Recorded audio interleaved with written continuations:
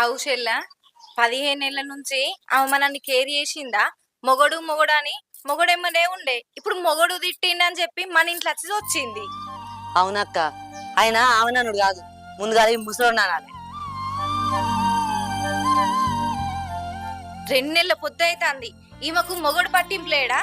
ఆయనకు పెళ్ళం పట్టింపు లేదా అసలు? పట్టింపు ఉన్నోడైతే ఆయన రాకపోవునా ఈమె పోకపోవునా. అవునక్క, మొన్న మనం జాతర పోదామంటే ఏమన్నది, నా మొగని లీవ్ లేదు, పని ఉన్నది, మేము రాము అని ఎంత షీప్ గా మాట్లాడింది మనల్ని. అయినా ఈమెకు అంత బిర్రెందుకు చెల్లే? బిర్రు ఉండకుంటే ఏముంటది అక్క, పెళ్లి కాకముందేమో అన్నల బలం ఉండే, పెళ్లి అయినాక అమ్మ కాని బలం ఉండే.